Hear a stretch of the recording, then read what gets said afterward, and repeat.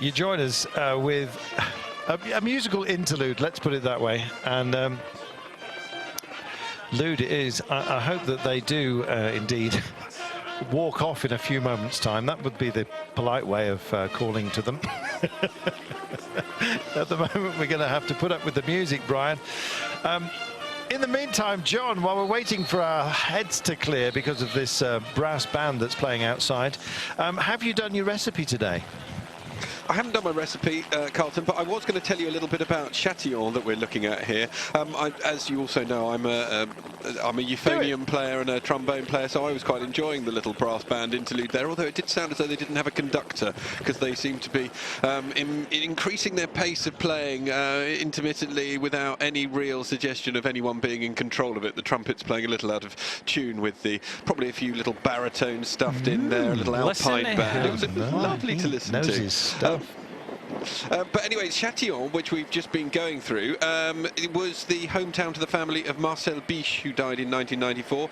He moved there from France at the end of World War II, and he rose to fame as the leading producer of ballpoint pens, because he was the man who bought the patent from the Hungarian inventor Laszlo Biro, as the biro, of course. So I never knew that. I thought that was quite a nice little interesting tidbit. If you want to still have the recipe now, I can chuck it in, Carlton, or we can come back to it later when there's another hiatus in hostilities.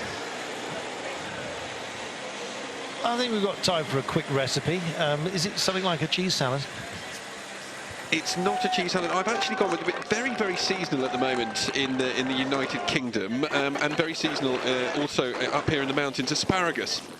This time of year, so I've done a little asparagus recipe with speck. I did actually do it on the Giro a couple of years ago, but I've decided to revisit this one. Just ran out of time in the kitchen essentially, so I'm having to redo a recipe. But it's called asparagus and speck with Bosna sauce, and it's beautiful asparagus stems with a little bit of butter.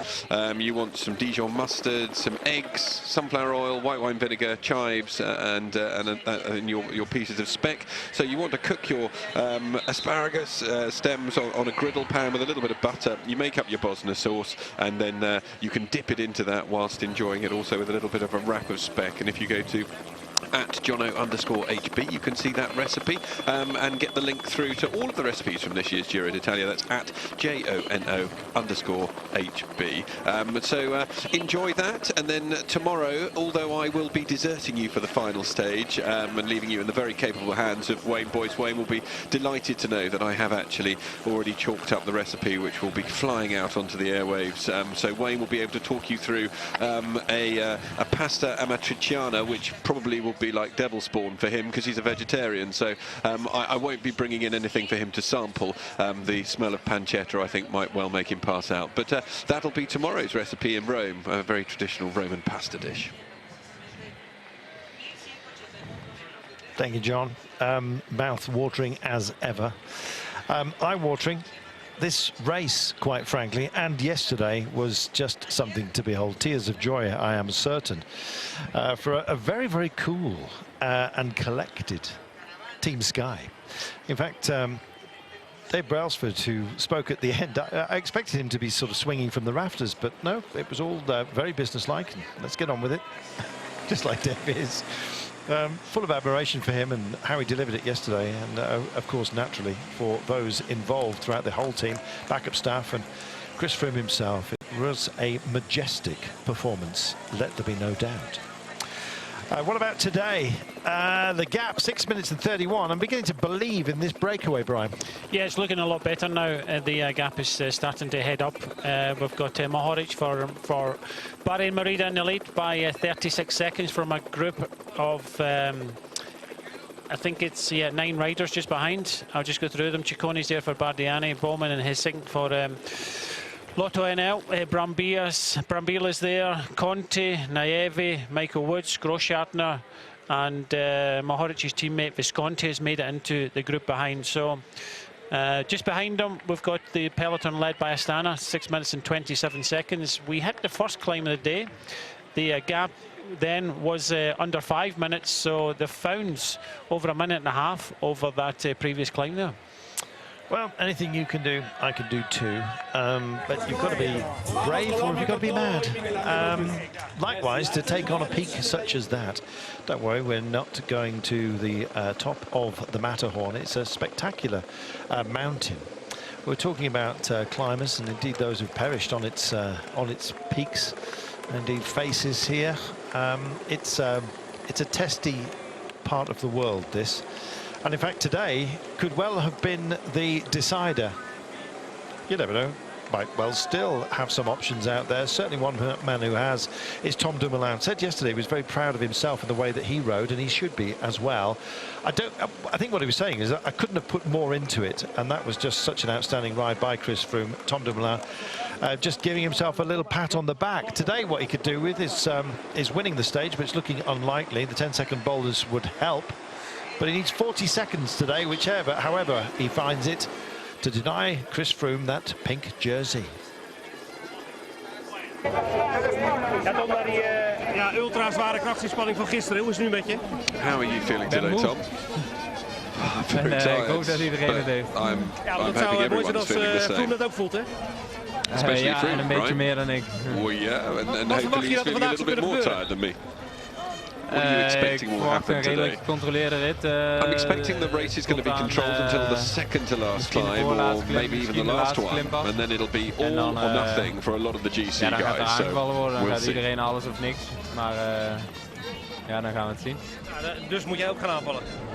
Als ik de benen heb, ja. So you're going to have to go on the Op dit attack moment as well. moet ik er nog even niet aan denken, maar dat kan over legs for sure. But at the moment, I'm really not looking forward to it. But I can change in 150 kilometers. Ik wel fijn, ja. Do you like the flat running the climbs? Zijn het ook beklimmingen die jou liggen? Better.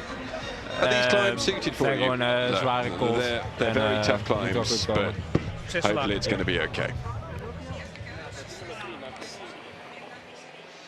Well, hope is one thing, reality is another, and the truth of the matter is that Breakaway are having it look like they may well have their fun, as you can see. Great push out front by Mohoric from Bahrain Merida. They, unfortunately, things fell to pieces for them down the mountain yesterday with Domenico Pozzovivo. Basically, his challenge expiring as well. It's a cruel end to what's been a fascinating race. I was talking to Roberto Nitti, who's one of part of the organisers here at RCS, and congratulating him on what has turned out to be an amazing race. Every single day has provided some drama, Brian, and bizarrely today seems quite passive by comparison. Well, there's still 2 climbs to go yet, and anything could happen. You know, I think Tom Dumoulin, you know, he's played a good game pretty much all the way through this race, trying to keep quiet and you know, drawing attention to himself. But I think he said this morning that he was feeling tired, but so is everybody else. So I think there's still maybe one last effort from Tom Dumoulin. I'm pretty sure of that. It'll probably be maybe on the last climb, but we'll have to kind of wait and see. But Sky just sitting patiently in the wheels, and Astana riding at the front. The gap still hovering around 6.5 minutes now. They started the previous climb and it was under 5 minutes. They rode hard into it, but now it's kind of holding station, and we have got still Mohoric in front by about 29 seconds and 9 riders behind, and Visconti's in this this second group on the road, and you know, he'll be sitting on the wheels. You can just see him in the red at the back, so he's getting an easy air ride because he doesn't have to contribute to the pace because he's got a teammate in front. There we are. Of the teams that missed out today, I think the big disappointment would probably be Movistar. And I've been, you know, I'm kind of used to saying it, to be honest. I'm a bit disappointed in Carlos Betancourt. The way he was riding and the way he seemed to be coming into form, I thought we'd get more out of him in this race. But then again, that's something I've thought before. Well, I came in here as a team leader, but thankfully Carapaz has stepped up, and you know, what an amazing young rider. He's already kind of won a stage, and you know, he's up there in the general classification in 5th place. Second yesterday too. Yeah, and you know, second in the mountains classification, the white jersey competition, the you know, best young rider. So if anything's to go by, that finish off him yesterday, he's another rider that could possibly have a dig come the last few kilometres of the final climb today. Yep, don't be surprised. We'll see how he measures himself against Lopez, who wears that young rider's jersey. That's a close competition too. 6 minutes and 35 is the gap, and it's been holding steady at about that margin. So if we're going to have a secondary race, when does the punch-up come? I think at the top of this next climb. We're dealing with it now, Brian. We're rolling into it. The Pantaleon, quite a how can I put this?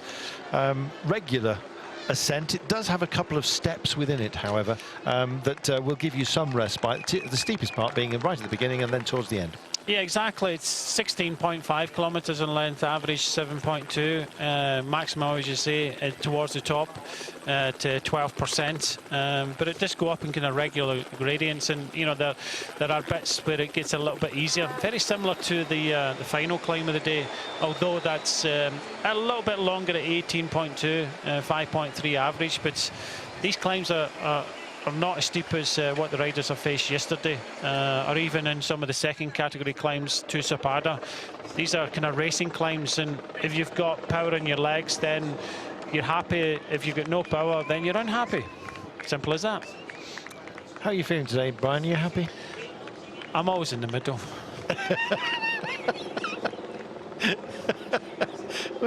Well, which way are you swinging today, would you say? You're at the happy end. Yes, I'm in a happy end. That's good. Yeah, Brian is a spectrum. It's mainly of grey. It's because of my hair colour. You don't have to go that far. Sorry, silver.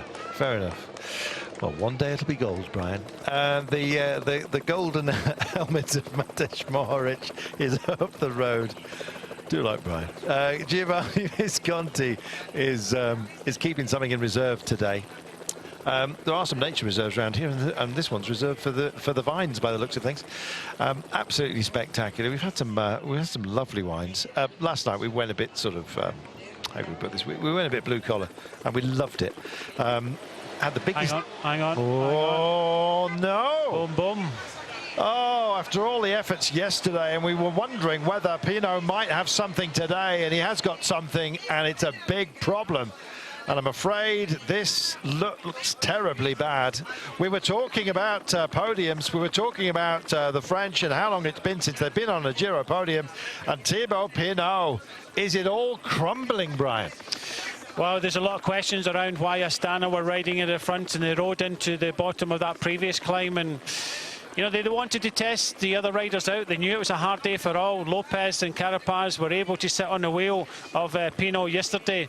But today's another day, and they put the pressure on, and Thibaut Pinot, if he's this bad now, then unfortunately he's going to lose a lot of time before the end of this stage. Oh, there's Reichenbach coming up and giving him a pat on the shoulder. Reichenbach has been such an amazing lieutenant. I think he could have had a better run maybe at this race because he's shown such strength. He's been the sacrificial support rider, of course, for Thibaut Pinot, who begged to come here. And look at this, Brian. This group now, are they pushing on? Chris Froome embedded within it. You can just see Chris Froome and Wout Poels just talking. The information's just getting back to them. He's just getting some sugar in here. I think he's, as we call it, he's hit the wall.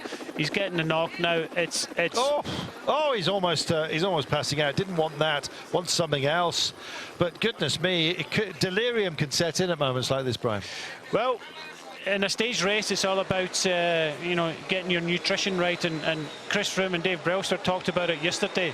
But it does have an effect in the next day, and if you've gone deep and you haven't recovered well, these things happen, and it's not often we see this, that you know, riders just explode. And you know, we seen it yesterday with the pink jersey Simon Yates. We're seeing it now with the third place in the overall, and he's absolutely swinging. Like in this modern era, we don't see people like that exploding on a mountain stage like this. And still with 40 kilometres to go, it just goes to show you, he went really deep. Will he recover in time? I don't think he will. Well, it looks pretty bad for Thibaut Pinot, but this is playing into the hands of Miguel Angel Lopez and Astana. They're not going to hang around. They've got their own race to win. Not only the young jersey, but a podium position would make it a very good race for Astana. For sure, and you know, that's what they tested Pinot out, and they've got their rewards for the time being. Pinot already losing 1 minute in about 1 kilometre. Ouch. That is a big pop, I'm afraid. He had a tin of exactly that, but didn't want it. 19 seconds is the gap between Mohoric and the chasing group. 6 minutes and 18 back to this group you're looking at right now, and Astana pushing on, and this is kicking a man when he's down, but frankly, all fair in love, war and cycling, it appears. And Miguel Angel Lopez, of course, has the young rider's jersey. There he is in about position 4, with Team Sky just sitting in at the moment, and Chris Froome, well and truly fed yesterday, in fact feasted on the day and everybody else, but looks nice and relaxed and well within himself. It's amazing, isn't it, how those around Froome have crumbled. Pozzovivo, of course, Simon Yates as well, naturally yesterday as a given, but Pinot today, and I'll be bound there'll be plenty of others who start to suffer. Let's hope that Tom Dumoulin holds on for to make this a battle towards the end. We don't want the whole story to have already been told, but right now we're getting to the last chapters, aren't we? We certainly are. Absolutely no place to hide in these 3 mountain stages. If you get any sort of weakness, then it'll be magnified. And you know, unfortunately for Thibaut Pinot, he went really deep yesterday. He came good. I didn't think he would have been there yesterday. He was. I think he surpassed what many people thought, and you know, they were looking for the next French podium for a long period of time in the Giro D'Italia. I'm afraid it's slipping out now. Well, the same thing happened, didn't it, to Chris Froome when he went deep on the Zoncolan. Something that we feared potentially today. I think some of the arch rivals of Chris Froome were actually hoping that there would be a repeat of that, but no, none of that. And as you look at Pinot suffering, just remember that how Chris Froome suffered, albeit at the very last in the run to Zapata on stage 15. Well, he still looks strong, Chris Froome, up front, and that's a strength that I'm afraid is not shared by Thibaut Pinot and that quartet of riders around him. And the encouraging pats that they're giving him, a display of affection, Brian, but also, I guess, of condolence as to what might have been. And it looks like what actually is happening is a farewell to the podium for Thibaut Pinot, who, let's remind ourselves, had to beg and fight to come to this race. He wanted it. Yeah, he wanted it, and you know, the fact that you know, Demar was looking towards the Tour de France. He likes riding in Italy, and he has ridden well. He rode out his skin yesterday to stay there, and even on the final climb, he was on the attack, trying to gain as much time as possible. But all that effort yesterday, he's just gone absolutely dead now. You know, very similar to what we've seen Simon Yates do yesterday, and it's not nice to see when riders, you know, hit the wall, but that's our sport. It's a tough sport, and these things happen. Here is Brambilla for Trek. They'd love to get something, and indeed so would many others. And in fact, he takes over from Mohoric out front as a solo. Nobody seemed to be that concerned about riding on with him. We'll see whether that gap starts to stretch. Mohoric doing his job for Giovanni Visconti. Visconti will, I am sure, be minded potentially to repeat what Ryder Ejerdal's team did last time, and that's to attack over this climb.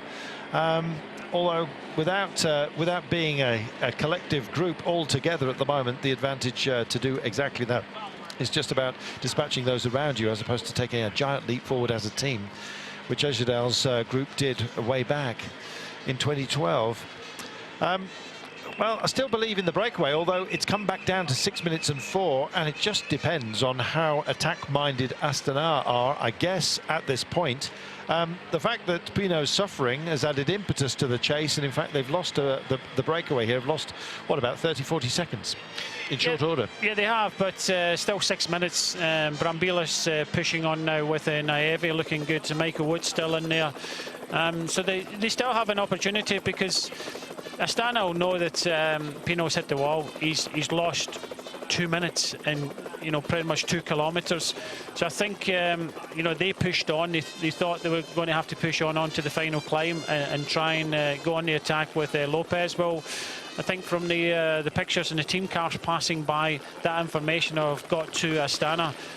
They may not push on as hard because, as we can see, there is only Luis Leon Sanchez riding hard on the front, and Lusenko and Luis Leon Sanchez in front of Lopez and Bilbao, so they're limited in numbers. Certainly are.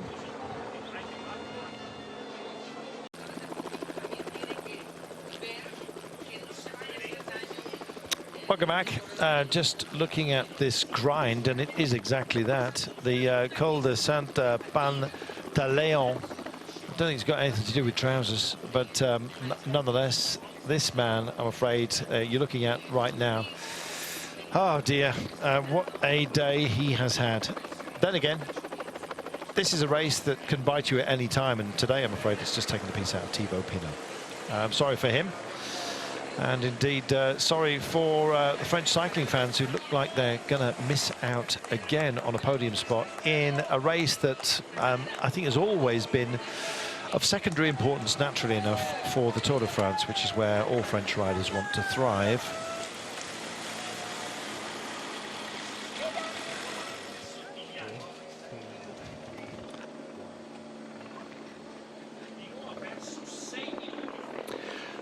.7 kilometres then from home. We reach the top of the Pantaleon in a few moments. I don't think it's got anything to do with Lyon's trousers, but anyway, we shall see who takes it on. There is a very focused descent, and it's been an attack point in the past, as we've mentioned earlier, to go over the top and indeed make a difference and carry it all the way home. Astana at the moment are pushing on, and I think it's not necessarily for a stage win. They'll take it if it comes. Pello Bilbao would, I think, possibly be their favoured son today if that was the case. But Lopez is of great importance, and the way he skipped up the mountains throughout this race, I think that his battle for that white jersey is not just going to be a case of watching Carapaz to guarantee that jersey, but it might be, and that may well knock him back just a little bit. He was up at the pointy end yesterday, we remind you, so don't be surprised if it is indeed him rather than Bilbao today. But the breakaways had some fun. It's 5 minutes and 55. That's an old brand, now banned, but as you can see, the band ain't playing for the time being for Thibaut Pinot. You just saw him struggling. These three, well, Grosshartner of Bora Hansgrohe, they're dead centre of this group. Another, we'll have to say Germanic, or is that consigned to history? Austrian, of course, but nonetheless German-speaking. Up against Gianluca Brambilla, and indeed, as you can see, they have good company as well, with Nieve. Of the breakers, you'd probably have badged these up as amongst the strongest. Brambilla, certainly. I thought Michael Woods might play a hand late on, and indeed Ciccone, who's been so busy in this race for Bardiani, but you never know when fatigue is going to hit, and I'm afraid it looks like it may well have had an impact. Ciccone and Woods are at about 18 seconds from that group, so they're in a group of 6 who, with Mohoric and indeed Conti, who is also there. I have got Conti badged up, I beg your pardon, for UAE. Spread across the road, and this, I don't like to use the word terminal, but frankly, in terms of a challenge, it's approaching that. Yes, indeed, he's going to lose several minutes, and just to give you some sort of baseline and how the race is going at the moment, I've got some more data from Velon on Chris Froome's first 3 kilometres of the Col Saint Pantaleon. 6.1% over those 3 kilometres. The time 8 minutes and 27. Speed 21.9 kilometres an hour. Cadence 88. Power, average power over those 3 kilometres 380 watts. Maximum power 540. So they weren't hanging about at the bottom of the climb. So it just goes to show you that you know, the pace is on everybody's gone deep into their power, and unfortunately it's coming back to bite a few, and you know, one of them that's biting the worst is Thibaut Pinot. So it's not as if it's an easy day for any of these riders at all. So this breakaway down to 3 riders: Grosschartner from Bora, Naevi from Mitchelton Scott, and Brambilla from Trek Segafredo. Originally we had a group of 27 riders. Now it's down to 3. They have over 6 minutes. They still have a lot to do, as we still see Astana pushing hard, but at this moment in time they've only got Lusenko and Luis Leon Sanchez, and behind in the white jersey they've got Lopez, who's now moved up into 3rd place in the general classification, and Bilbao. But 4 riders. It's going to be a tough shift for them, but Lusenko and Luis Leon Sanchez are up for it. Yeah, they are.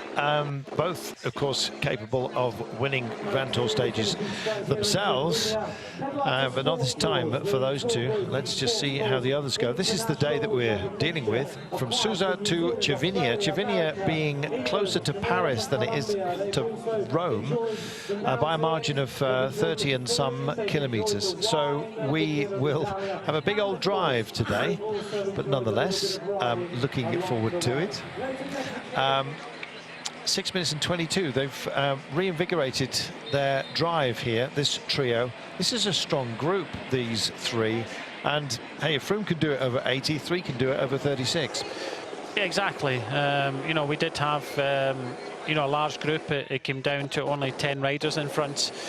You know, you're talking about Robert Hissink is now dropped back, Conte is dropped back, Michael Wood, you already mentioned, is dropped back, Cohen Bowman for Lotto NL Ciccone as well. So they've dropped a lot of riders. It just goes to show you that it's all about strength, recovery into 3rd week of Grand Tour.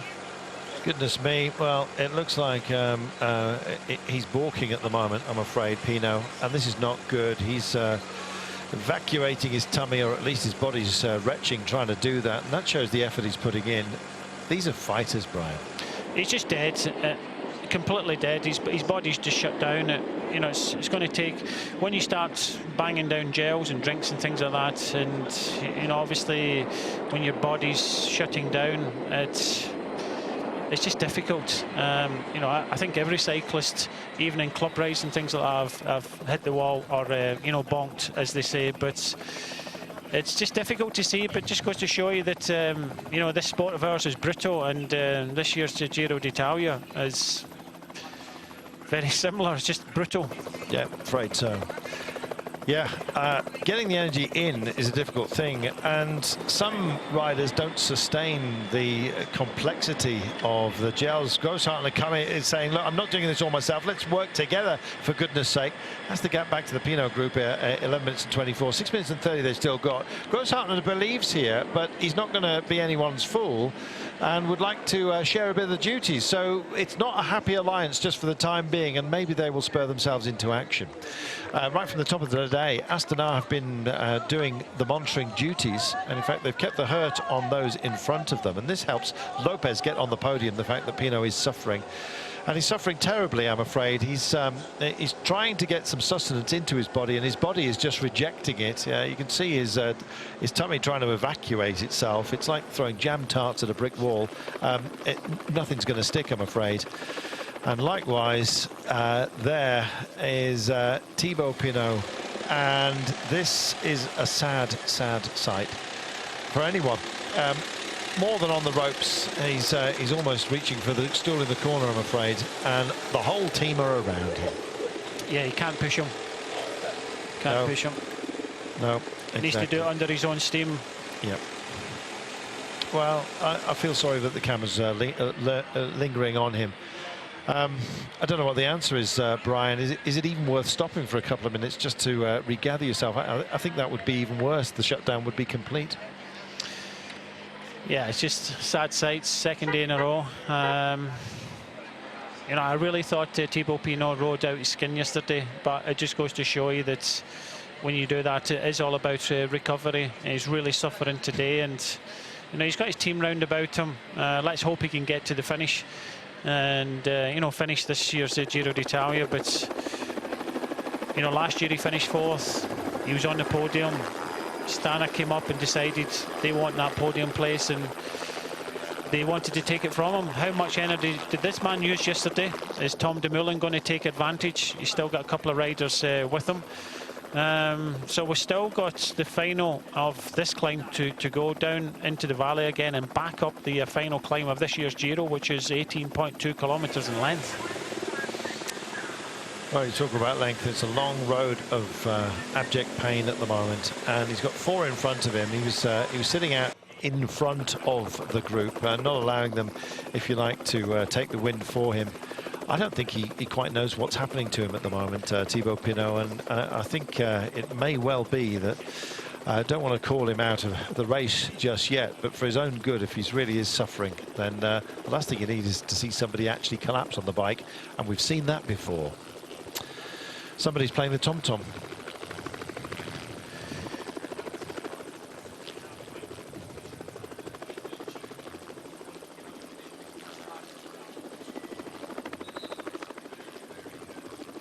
Somebody pressed the repeat button on the Pulse music yesterday on the and set it to tom-tom.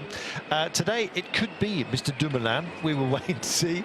Certainly an awful lot of paint has been used out there to give him some encouragement. I'm not sure how many toms were there, but somebody will have wound it back and counted them. 6 minutes and 38. It's about numbers. Yesterday some impressive ones, and likewise the power. There we are. Gosh. Go for it, team. Well, they did go for it yesterday. Team Sky, did they not? But can Sunweb do the same? Can they do unto others what was done unto them? 6.5 minutes. Big ask, isn't it? Gosh. It's about the separation between Tom Dumoulin and Chris Froome that's going to be our focus today. And here is Chris Froome. Looking for signs of weakness, and I guess, Brian, that's what everyone has been doing for years with Chris Froome, and constantly irked by questions of all kinds of questions: descending ability, the amount of vision he takes, you know, keeping his head down, crashes, ill fortune, potentially some of it down to himself. But, you know, he lets his legs do the talking, and they gave us the answer yesterday, didn't they, after an amazing ride that I think is possibly historic. You know, in a way, I was pleased that he lost time in the first couple of weeks, because I think we've seen what he's capable of, because a lot of the times that we see Chris Froome and Sky round about him, you know, it's a team with, you know, a lot of money to spend on, you know, the top riders. You don't often see a champion attack with 80 kilometres to go. We don't see that. It's all controlled. Get him to the last climb, off he goes, wins the stage. But we don't see it going, you know, half the stage on his own. And I think that's just kind of sheer testament to who Chris Froome is and what a champion he is. In this modern era of cycling, he is the best Grand Tour rider, bar none. And he showed it yesterday. And I think he'll have no problems. It's about recovery. We've seen Pinot, he's lost, what now, you know, over 7 minutes now. So, you know, he slipped back. Even Pozzovivo's moved up to in 5th place, his best place ever in previous Giro d'Italias when he was out of it yesterday as well. But, yeah, Chris Froome, he looks okay, but you never know how much energy that you've pushed out yesterday. He said after the stage that he was riding, you know, to his numbers and he was okay, but some of the numbers that, you know, we've been getting from Velon shows that it's not even easy for Chris Froome today. So it's not easy for Chris Froome, it's not easy for everybody, and it's what you've got left. If you get anything left, then we'll see. But these 3 riders in front, just behind them within 30 seconds, Michael Woods and Ciccone are there as well. So we could see a bit of a regroupment over the top of this climb. I think you're going to get that. I think Ciccone and Woods remain amongst the favourites for today. They're only 18 seconds on last count, by the way, away from these guys. Grosshartner, Nieve and Brambilla. I guess once we go over the top, we will have a more accurate picture for you. Here we go. They're still pushing on, and Brian, we're seeing some gaps out there as well. Yeah, Naevi's just attacked. I don't know what the producer was doing, because Naevi went for it. Groschartner is going across to him. Brambilla is now dropped. So Naevi was called upon yesterday. He had to ease back and make sure that Simon Yates got in yesterday, and now he's using the saved energy to go on the attack and try and win this stage. He was looking precocious earlier on. I don't know if you noticed, Brian, but they handed him a bottle and it wasn't to his liking, and he threw it away instead of handing it back into the car. It's as if I wanted a cold one, give me a cold one. Well, right now, cold as steel, he's decided to go for it. He's angry, and I think he's angry because he's been called on to help out what turned out to be a failed course, and he believes in himself, Michael Nieve, and he's going to show that today. Well, he's obviously feeling good, and he's come good at the right time. In a couple of the mountain stages, he was missing on Gran Sasso. I think I noticed that he was missing, but he came good. I think he was being saved for this part of the Giro d'Italia. Okay, they don't have the pink jersey anymore, but they still have Nieve, a gifted climber, a strong rider, and they're trying for the stage today. How different is this tail, I'm afraid, as we look down at what is again essentially the tail of the favourites. It's not wagging anybody at the moment. Meanwhile, out front, there goes Astana, still keeping the pressure on, but out front, great attack by Michael Nieve for Mitchelton Scott. It's not all over the entire story for Mitchelton Scott, and they can get something out of today. Another stage win would be like putting an elastoplast over an amputated leg, I think it's fair to say. But nonetheless, Mitchelton Scott have illuminated this race. They can go away with their heads held high. And Michael Nieve might well just add another feather to their cap, which is full of them after what has been they've been the major players really of this race until yesterday, and even then they played their part, albeit dramatically for them, in the wrong way. 32.3 kilometers then. Oh, you know what? There's legs in that team, and they belong, the good ones today at least, to Michael Nieve. This is potentially a winning move. He's got the anger, he's got the belief, and he's got the talent, Brian. Yeah, and he's looking good as well. He has looked good in this stage, and you know, he's just used up the other riders round about him. Groschartner, you know, a good gifted Austrian climber, can't go with him. It's just an acceleration, a slight. He looks around, his own, and for the second day in a row, we're going to see a time trial by a quality rider, and Nieve, can he now time trial for the last 32 kilometres to try and take yet another stage for Mitchelton Scott? It must be difficult, Brian, when you have we're hearing it's his birthday today. Yes, Brian. Yes. 34. You know, I always think of him as a younger man.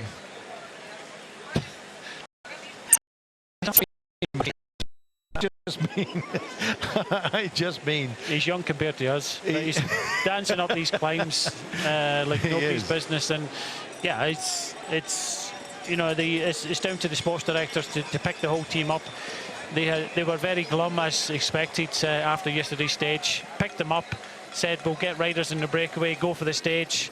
Birthday boy, it's down to you, and I think they've ridden well. I think I noticed in the foot of the first climb, Kreuziger was trying to help Nieve, so it's all in for Nieve, but it's all out for Pinot today. Yeah, and unfortunately, he's dropping way out the top 10 now, and everybody's moving up.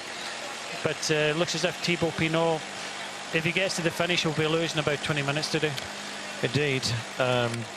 Gosh, you know, this is not a pretty sight, but it's part of the game you play, Brian. We were saying earlier in this tour, to use a boxing analogy, you still have to come out for the final round, even if you've lost every single one of those on the day.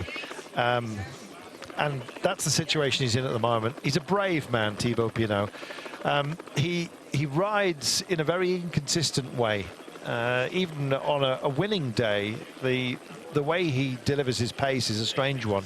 In rushes, well, I'm afraid at the moment it's not going his way at all, and there's only one pace, and that's his precocious demeanour earlier on, when clearly he's carrying some anger.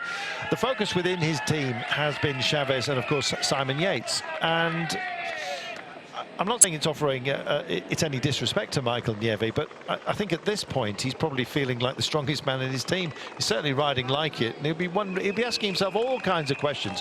What might have been questions, I imagine? Well, I hope he wins a stage. Yeah, especially on his birthday as well. And he does look good. 6 3/4 minutes he's got in the pink jersey group. I think they're happy now that they've managed to get Lopez into the third place on the podium. So, you know, they'll kind of settle things down, and all sorts of trouble for who was on the podium place in third place, Thibaut Pinot. And yeah, the race continues on, and it just goes to show you, look at the time gap, almost 10 minutes lost in a matter of about you know, 5 meters on this climb. And it just goes to show you that you know, even the best suffer. There's Michael Nieve, 34 today, contested 15 Grand Tours. He's very rarely allowed his full head, but he is a super domestique, and yeah, he's an impressive man. He's had some great wins as well, as we remind you. In fact, went extraordinarily well in Cervinia a couple of years ago. So yeah, a familiar terrain for him, Brian, and particularly on his birthday. And I think now doing it not only for himself, but basically to cheer the team up. They could do with it. Yes, I think they really have to be pleased with when they sit back down after Rome tomorrow, and you know what they've achieved from this race. Okay, I was talking to Matt White, and it was only a couple of years ago that they managed to get Chavez on the podium here. That was his as a sports director. That was his best performance. So he really wanted to see Simon Yates see this one out, but it wasn't to be. And you know, they have to continue on, and when you're down, it's about, you know, picking yourself back up, and they've certainly done that. We'll take ourselves a break, and we'll be back with you for more hostilities after this.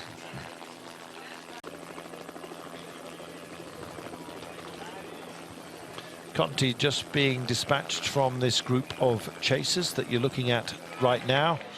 One man up front, loud and proud, and they can be proud as well, Mitchelton Scott. They can take a lot away from this race. I think they've already started kind of gathering themselves and taking account of what they've produced in this Giro D'Italia. And it's been a super impressive race for them. I know things haven't worked out in terms of the ultimate prize, but they will take a lot from it, and we salute them for what they've achieved, and indeed what they've provided in terms of amazing entertainment for us.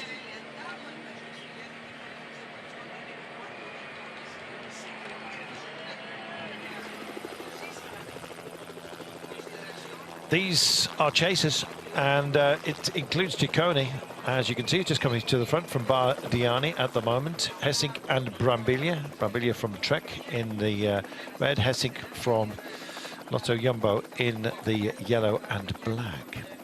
Meanwhile, Astana, they've done so much work today. I've been so impressed with them. There's been no let-up at all, and in fact, they've done an amazing job by basically putting on a spike. Thibaut Pinot, he is now, I'm afraid, on the barbecue, and it's cooking in a bad way. He's burning down at 18 minutes and 26 down, but 11 minutes off the pink jersey group. I'm hoping that they just leave him alone. Here we are. Well, Astana, job done, I think, for Lutsenko. He's been a great tempo setter for them. Team Sky looks solid as well here. About Poles, what might have been for him if he hadn't sacrificed himself so dutifully for Chris Froome. He's going to get a solid top 15 position, but you never know with attrition, it could be a top 10. I think there's some big time gaps that suddenly spin out after the top 10. Here, I believe, is a Dutchman, but it could be a Hawaiian. Certainly somebody who's learning to swim. Right now, thankfully, giving a bit of respect to the rider. I have to say, Brian, the crowds here have been impeccable. Father of the bride there, or the other way around. They've actually not touched the riders, and to me that's the crucial part. You think you might be helping somebody by giving them a shove, but as we've seen in the past, it can have desperate consequences, and you break a rhythm of a rider. They don't want that sort of help, And the crowd here have largely been extraordinarily respectful. And if you look at who they're looking at, they're not generally looking at the camera, they're looking at the riders. These are fans. Yes, they are, and they have been good. I think most of the riders are looking for a shove on these climbs that are way back in the Gruppetto, about 20 minutes down. But, you know, looking at Naevi here and looking at what's happening further back down the roads, he's got 7 minutes and 38 seconds. Lusenko was a bit of a surprise. You know, why are they pushing hard? I doubt they'll be able to bring this man back, because, like I said, there was only Lusenko and Luis Leon Sanchez left. Why not just kick it back a little bit and you know, allow Lusenko to stay with the team over the top of this climb, because they only had just over 3 kilometers to ride to the top. So Naevi's getting closer. Isink and Ciccone, Brambilla are there. Conte just behind. Groschartner, we've not seen if he's still just behind chasing Naevi, but this man here has already won 2 Giro stages in the past. He's won a stage of the Vuelta, so in total 3 Grand Tour stages. This could be his 4th on his birthday. Let's see. He might be sticking a candle in it tonight. The Victoria Sponge, that is. He's going to be coming up over the top in around, well, any moment now, to be honest. He's just approaching the peak, and then it's quite a rapid descent. In fact, I believe it's the steepest of the day. After about 4 kilometers of the descent, it starts to magnify itself. It's a 10-kilometer descent, by the way. So 4Ks in, it suddenly sort of tips over a ridge, and you really do start picking up some pace. 100 meters from the crest, and all credit to him. He's decided that, well, if Froome could do it, so could I, at less than half the distance of Froome's effort yesterday. But nonetheless, for him, if it ends in stage victory, it'll be no less welcome. Here we are, just spearing the lines. He's not dead centering the road at all. He's already finding the apexes, and he still grinds on before it finally, he's taken the KOM until it finally turns into a descent. Just zips up, has himself a little energy gel. He's going to need whatever he can get. And these are the pursuers, and don't count them out either. They're not that far in arrears, the second group. We haven't got a time on them just for the time being, but we will get one, I presume, when they break the line of that King of the Mountain stage in a few moments' time. Meanwhile, Astana still suckers for punishment, and right now they're happy to take it. And it's Luis Leon Sanchez taking over from Alexei Lutsenko, who did some good tempo work for them. That's the 35 kilometers to go marker. Compare that to our leader, who's got 27.4 to go. And you see that much of that is the climb, and it is a day of suffering, I'm afraid, for Thibaut Pinot, who was on the podium but is now going backwards, and indeed is going to finish way down. Way up ahead is this man, and he's heading down himself, but in a good way, this descent, and the camera bike very close to him. The satellite bikes out front, by the way, are warning bikes, but we need to issue a warning to them that he is coming and rapidly approaching, and they better get out of there. Hold your line and let the boy by. And here he goes. Well, a man of 34 years, and he is riding in a sprightly fashion. He's got a bit of a look of Simon Yates about him, actually. But nonetheless, back to this trio, and this is Ciccone that's going to break the line first, and I'm hoping that we get a definitive gap for you. It says 18 seconds, but it's clearly not. Minute and 38, so our timing is out just a tad on that. Minute and a half he's got, and more. Can Nieve win it today, this stage? I believe so. But the way it's looking at the moment, Chris Froome looks to have the power. He's got the support, and yesterday they had the strategy, and I think at the end of tomorrow he's going to have the pink. It looks like that, but let's not count our chickens yet.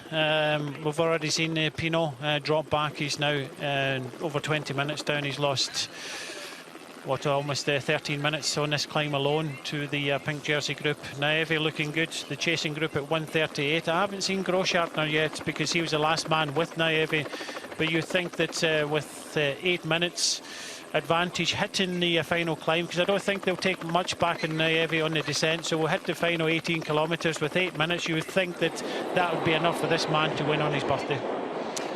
There we are. Mitchelton Scott rubbing everyone's noses in it again today, and saying, look, We may have lost the jersey, but we haven't lost our heart. And Michael Nieve today, Mikkel, is doing an amazing job.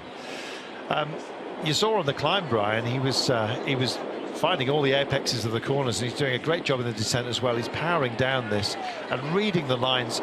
Good descenders don't look 10 meters ahead, they look 50 and more meters ahead, and they let their body take them round the corners that they're dealing with now, and even intermediate corners. They send their mind down the road, and it makes for a very fluid descent. You just have to relax. You can see he's relaxing in the corners. He's on the tops. Some people descend on the drops, and you know, he's very relaxed. I think he's taken this moment just to relax. He knows when he gets to the bottom of this climb, he's got 18.2 kilometers up towards the finish. So he's using the advantage he's already got. Well, the other riders behind, they have to push on. They have to try and get to Nieve before this final climb. So I think it's just a chance of relax, take a drink, take a gel, make sure that you're okay when we get to the bottom of this climb, so that you've got the energy to take the finishing line. Well, you heard of a squeal of brakes earlier on, and that pennant man, that was a very, very good corner to be warning him about. And it'll be the same warning for everybody else, but it was a corner that it gradually tightened more and more on the exit. And you saw as well that it was light barriers with a big drop the other side. Let's hope that nobody gets it wrong on the descent. I don't think anyone is going to take it at quite the pace that Nieve is doing.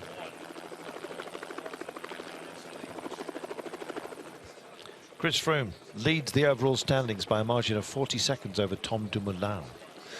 Tom Dumoulin looks like he's not going to win the stage, so you can wipe out the bonuses that lie at the end. Tom Dumoulin's been sitting in as Astana and Team Sky have been doing most of the marshalling of the gap today to the breakaway, of which this man has indeed broken free. Grosshartner is chasing him down. In fact, the gap to Grosshartner, as declared, I believe that was the 18 seconds that we were talking about. I think it's probably expanded just a little bit since then. But the Austrian is staying in the game, and he's a good climber. Michael Nieve, though, looks as though he has the power today. We shall see. There's only 23 kilometers to go, and we're going to be bouncing at the bottom of this descent. A descent that's been used as a foil in the past, notably by rider Ejerdal of Canada. Well, at least our Hawaiian bride there from the Netherlands has won himself a bottle. Luis Leon Sanchez vaguely amused. And indeed threw one at him, and there he is, a happy man. There's kind of like an end-of-term feel about today on certain moments. Riders are allowing themselves at least a moment of not mirth, but of diversion, I think, and we'll see more of that tomorrow if the positions are held by the end of today. And there is, though, Tom Dumoulin just starting to make his presence felt on the right-hand side, left-hand side of your screen, but right-hand side of the road. And he's moving up onto the back wheel of Chris Froome as everyone's trying to take a bottle here. They're being handed out by neutral water by the looks of things. There is a water sponsor for this race. I can't remember who it is. But nonetheless, bit erroneous this deep into the race, but anyway, is it Santana? I'm not quite sure, but anyway, 21.6 kilometers of the day. A very different pace from those who are still climbing to those who are descending, and they're mustering at the front because they don't want anything silly to happen on this descent, Brian. It looks as if Astana have dialed the pace down a little bit. They were pushing on. Lysenko was doing majority of the riding, but they lost him a couple of kilometres ago, which is a little bit of a surprise. But they think that Luis Leon Sanchez is strong enough to take them down this descent and then on to the final climb. Because their job was to try and get Lopez, who's in the white jersey, in second place. They wanted to move him up in the general classification because of the Pinot hitting the wall. And energy-wise, that is, he's now moved up to the third place, so they've completed that. So what they're going to do now, but this seemed to be a lull in the action now. Puccio coming up, just making sure that Chris Froome is okay. But no action for the time being. Will we see any action in this final climb from Tom Dumoulin? That's the question. That is the question, and he's done a great job of hiding himself, keeping himself out of the wind throughout the day. The pace has been varied, and oh dear, look at this. BMC, I'm afraid, and that's is that Franchini? I'm looking for Rowan Dennis as well throughout this group, who's ridden extraordinarily well.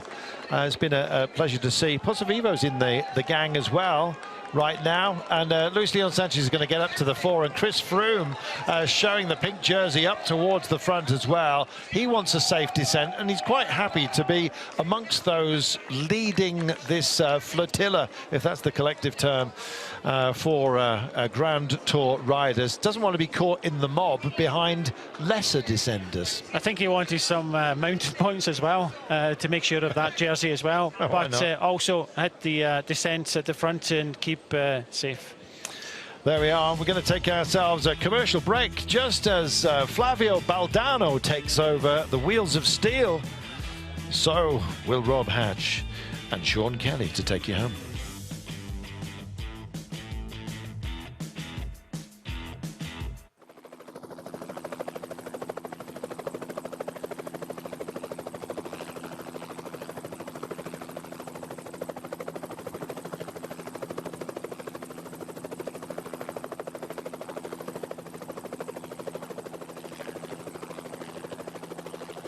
Hello to our viewers in Australia and Asia. It's brewing up to be quite a finale again, isn't it, on the Giro D'Italia? The race has not disappointed at all. Mikel Nieve on his birthday, out there trying to take the stage. And he's looking pretty good for it at the moment.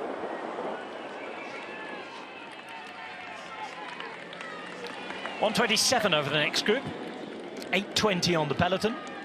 And still the final climb to Cervinia to go.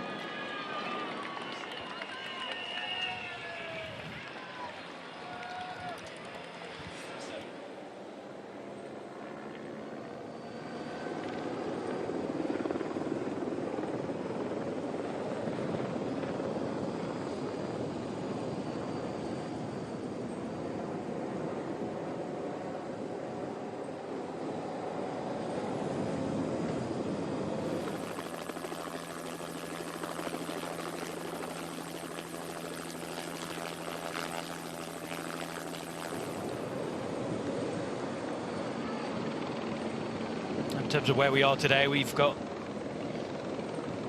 2 climbs down, 1 to go. It's probably the easiest of the 3, actually, on paper.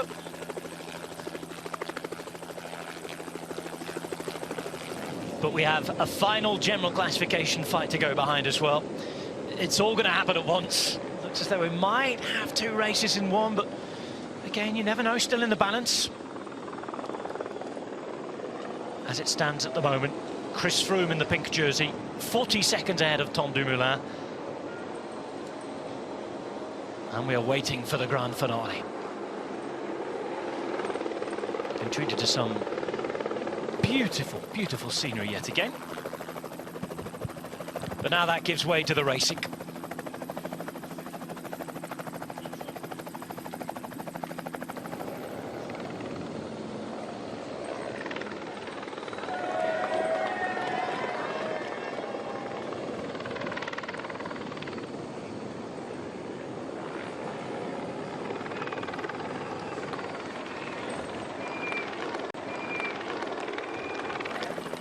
So 70 kilometres to go for the breakaway, 25 for the peloton behind. We're descending from the Col Saint-Pantaleon at the moment, and there are discussions at the front in the bunch. Salvatore Puccio is still there yet again. He's had a wonderful couple of days, the Sicilian riding for Team Sky, and he's having a chat with Luis Leon Sanchez, sharing out food. Astana have done a lot of riding today.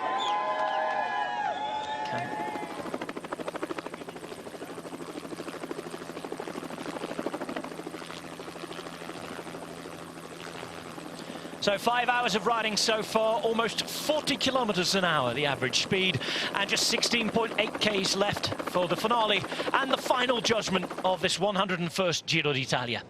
You're seeing images of the peloton behind with Puccio on the right in the white, Luis Leon Sanchez on the left in the turquoise, just having a polite discussion about who should ride and who should force the pace. Chris Froome at the front in the pink jersey, 8 minutes and 38 seconds behind the sole leader of the race, celebrating his 34th birthday today, Mikel Nieve Iturralde, born in the Navarra region of Spain, just next to the Basque Country. And well, when he wins big. Just been looking through his previous wins, Sean Kelly, and they've all either been in Grand Tours or at one of the other big races. He has a stage of the Dauphiné, 2 stages of the Giro D'Italia, 1 of the Vuelta a España. Do you think he's picked a good day again today? He certainly has, and when you look at his palmarès, there's no fish and chipper races in there. They're all very big ones, and of the big tours, Dauphiné, of course, and mountain stages, and he's en route, looking like it's a good one for him, and he's taken off early, and the advantage, of course, is huge at the moment. And we can see there back in the main peloton, we can see Puccio's taking it up on the descent with Chris Froome just getting down the final descent of the Giro. Play safe there and not take any risk. And here we are with Nieve. He's looking good, and getting onto the final climb, 18.150 kilometers the final climb here. Not the most difficult one, but still some sections where it does kick up to 12%. Yep, he's on that climb now. Easiest start, just 3.2% average for the first 3 kilometers, of which he has 1k remaining before it kicks up to a 7.2 average for the next 3ks. Then it gets easy again, just 1.9. The hardest part comes just before the halfway mark. That's a 12% maximum gradient. But looking behind and looking what's coming up, it's a climb that might suit Tom Dumoulin, who sits 40 seconds behind Chris Froome. The Giro's nicely poised. Yes, well, it's come to the final climb, and will we see these fireworks once again in the Giro? Will we see some upsets in the general classification? We're getting very close to that point now as the main peloton of contenders, push on and about to get to the final climb of the day.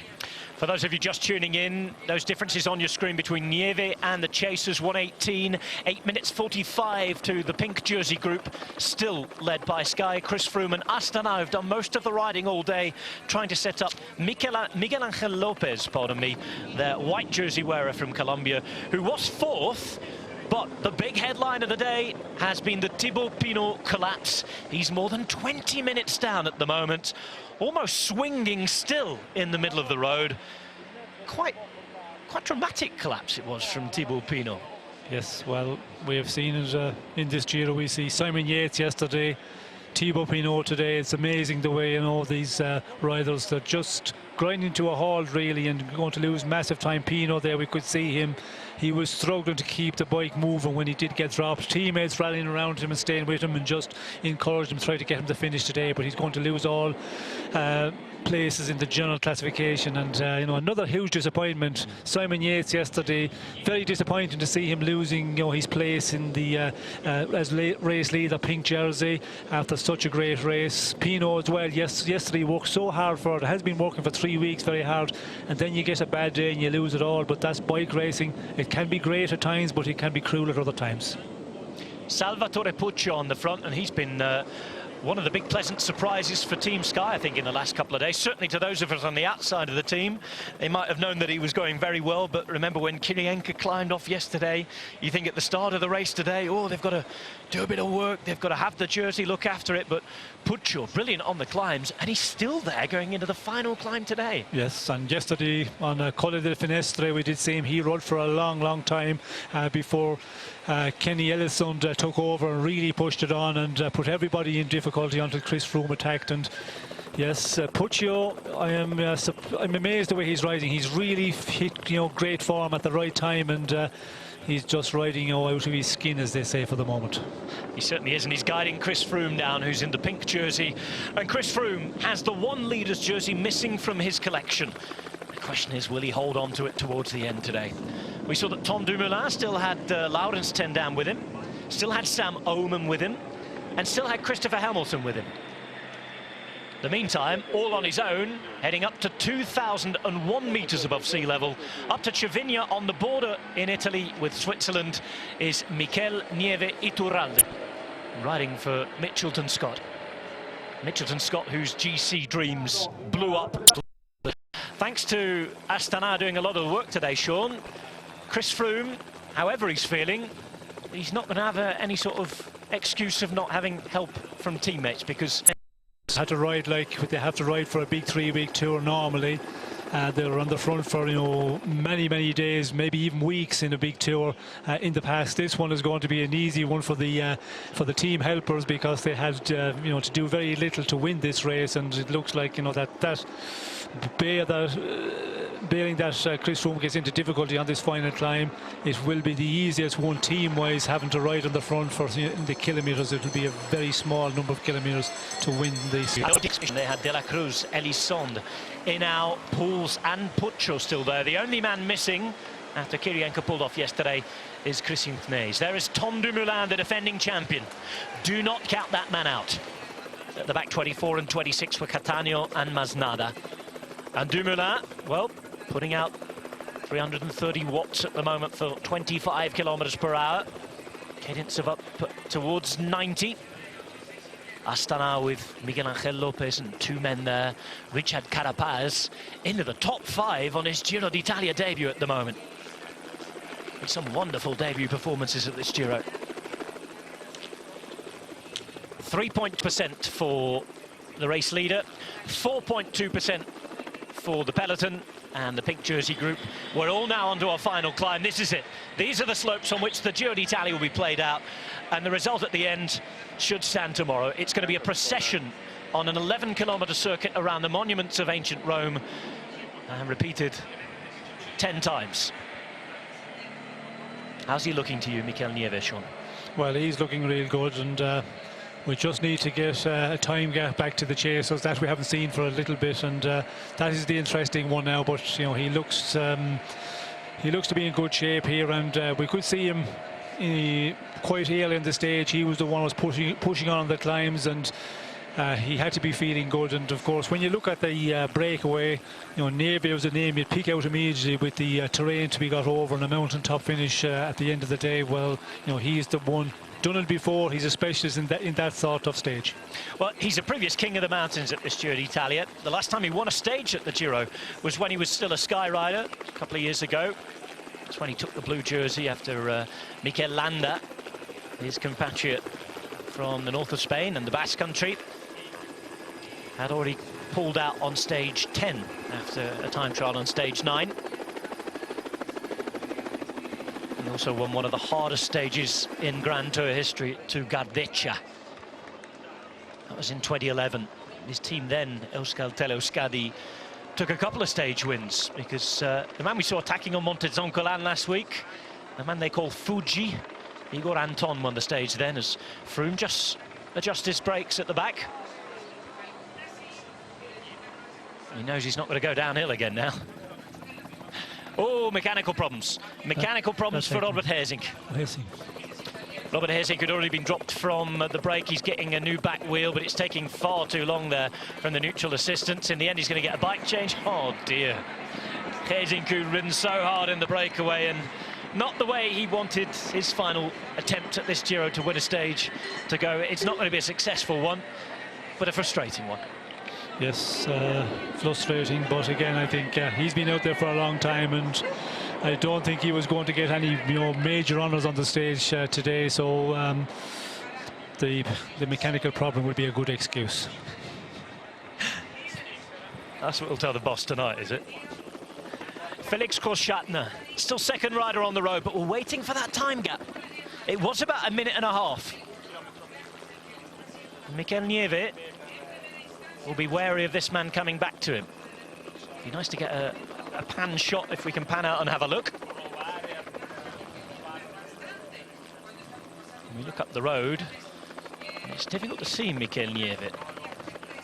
He's so small and tiny, it's difficult to see him. That is Korschatner. The gap looks to be considerable there. This is Mikel Nieve, and well, he crashed early on in the season, did the rider from Spain.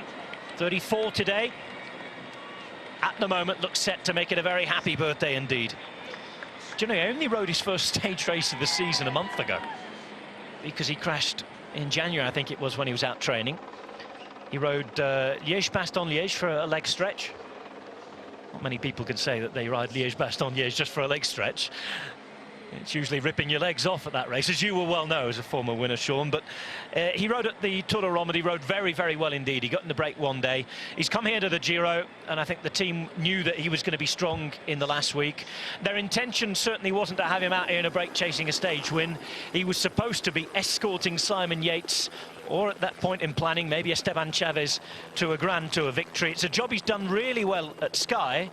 He's been a really superb signing for them, and I think already justifying his signing if he can go out and take a win today. Yes, well, it will be, I think, a bit of comforting for Team Mitchell and Scott, and it's great to see him getting his opportunity, because, as you said, Rob, if Simon Yates was still leading, well, then he wouldn't be in this situation at the moment on the road here. So he's going to, get a victory out of it after having a very difficult start to the season.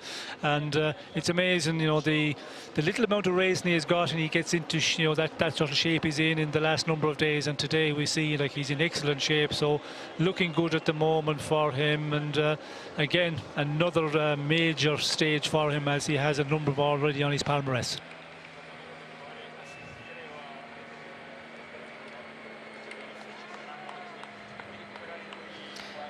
Mikel Nieve, who's won all of his Giro d'Italia stages, either on or just before his birthday. He won on May the 22nd in Gardeccia, May the 20th in Cividale del Friuli, and on the day itself here on May 26th, after 5¼ hours of racing, he's riding up in pole position to Cervinia. Now, we've had a change in the peloton. It's Ruben Fernandez working. Antonio Pedrero's been helping him out. And the man at the centre of your screen now, Richard Carapaz. Astana did the work early on. The Ecuadorian, though, Carapaz, has his own opportunity to get onto the podium tomorrow for the white jersey.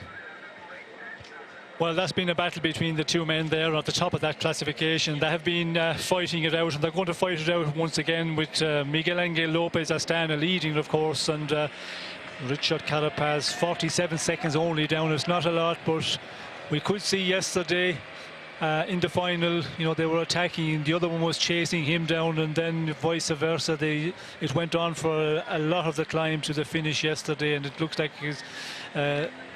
Movistar are going to just try and make it as difficult as possible and see can they put Miguel Angel Lopez in difficulty. But yes, it will be interesting to see, and that will put everybody else also, anybody in the general classification in the top 10, it could put more under pressure.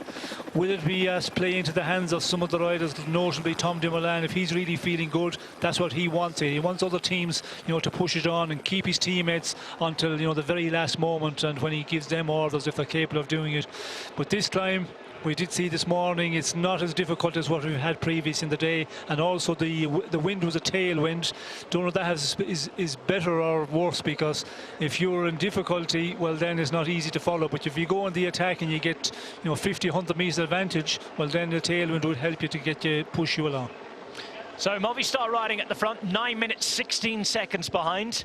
Still waiting for that time gap from the first to the second rider on the road, Nieve and Grossschartner. That, of course, is what we're looking at for the stage win at the minute. This is the battle for the final victory for the Maglia Rosa, as Alexandre Geniez, wearing number 11 there, is just in front of Wout Poels. 182 for Sky is David de la Cruz, a Catalan rider in the white. 15, Hubert Dupont, the Frenchman. And Tom Dumoulin just a little further up. George Bennett still in this group. He's looking for his first ever top 10 finish at this race. And Chris Froome in the pink jersey with Sergio Luis Senal just on his wheel. And of course, there could be a lot of drama here, because we know how Chris Froome rides climbs. If there are attacks, we might get situations where it looks like he's dropped, and then he comes back again, and I think there might be a few nervous moments in the Sky car if those attacks come. Yes, well, if the attacks come, and that is the question. With the way they're riding at the moment, if it continues to ride at a pace where those teams want to keep the pace real high, well, then it's going to be difficult for anybody to attack. But if there is some big ones, Chris Froome, we have seen so many times, look like he's in difficulty, loses 15, 20, 30 metres, maybe even 10 seconds, and then he starts to come back, just winding it up again. Will we see that on this final climb? Just looking there, out on the road. We can see Neve's advantage against the chaser. It's quite a big one. It's at least, I think, 50, maybe a minute at the moment. It looks to be a substantial advantage. Just getting the first time gap on our computer screen in front of us. It's 1 minute and 39, say the organisers. So voila. At least a minute. There you go. And you would think they'll be able to, with his experience, unless there's a real physical or legs crisis here, that should be the stage for him, shouldn't it? Yes, I think, you know, the experience, and he's been in the position before, and you know, he is into the terrain where he excels in these uphill finishes, and I don't think that we will see him being pulled back, and he should be the stage victory for Nieve. Thibaut Pinot almost half an hour back on that last gap. Tom Dumoulin then has to try today, doesn't he? No regrets, surely, because even thinking about his podium position, the second place is almost assured, isn't it? There's another, what are we talking, there's 3.5 minutes further back to the next rider. He can afford to have a go here, can't he? Yes, well, Pinot now was, you know, that bit further back in third place, but he's totally out of the equation, so it's Lopez who is over 4 minutes and 17 seconds, so Dumoulin can risk something here. He has to give it a try, and you know, because if you do not try, well, then you're going to say, well, I should have, you know, tried maybe a number of kilometres out, and the team will have that worked out, I think, pretty well. They will give it a go and see what way Chris Froome reacts, and maybe not only one, you have to give it one, then if they come back to you, give it another one and see how they react, and then you will get the picture very, very quickly. Do you think that he would be the first one to launch an attack, or do you think he's going to wait for maybe Lopez or Carapaz and that battle and hinge onto that? Yes, I think at the moment, you know, 8.7 for the leaders, of course, but when you get to the point of 8 kilometres to go for the peloton of big favourites, I think it's a long ways out. You have to wait and really just the final 3 or 4 kilometres. I think that's the place you have to start trying it. And you know, when you get a little bit of a more difficult section, give it a go there and see what the reaction is from the race leader. Movistar team, and their turn to put the pace on the Spanish team with their Ecuadorian leader. Richard Carapaz has been a revelation since joining the World Tour. He won the Vuelta a Asturias just before this. He's won a stage at the Giro. He could, theoretically, end up on the podium. 8.4 kilometres to go. I'm just going past the pizzeria where we ate last night. Big Bennett was called. You wouldn't have got me in that place in a million years normally, but it was just about the only thing open with a table, and it had the Gypsy Kings on in the back. It's like being in Benidorm, wasn't it? The only place in town. Very good pizza, though. Excellent. Val Tournanche, that's the next town down from Cervinia, by the way, where they are.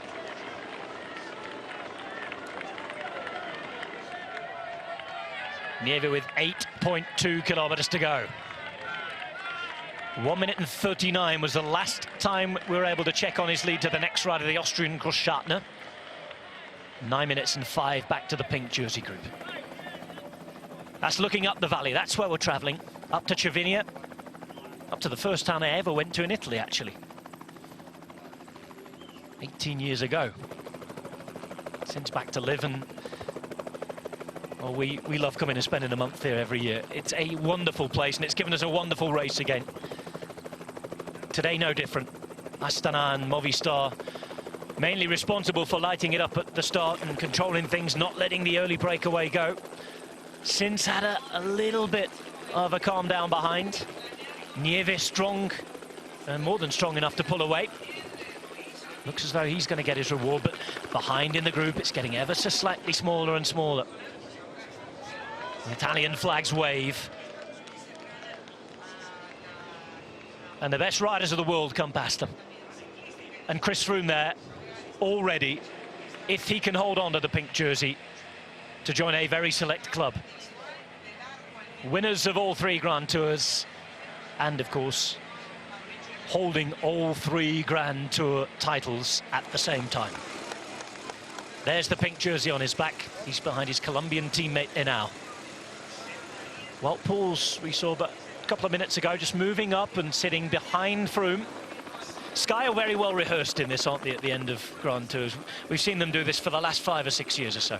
Yes, well, they are very well drilled, and you know, they've been in in this place before, and we can see the riders just staying around Chris Froome, and still it's Movistar who are securing the pace here, but we can see he's starting to line out, and well, who will be the first one to attack?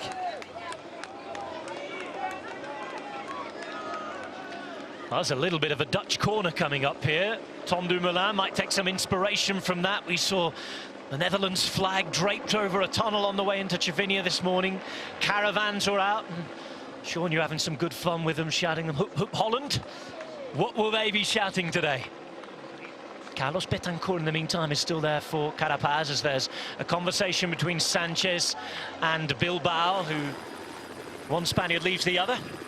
Not a very long one. We could see Luis Leon Sanchez can give the hand signal there and said, well, I'm done, that's me for the day. But we can see as they continue on to push on here, it's the same team. Movistar are really setting the pace here, and we can see the faces of the riders just a bit further back when we zoom back in there on them. Everybody is working pretty hard here to stay just in the wheels.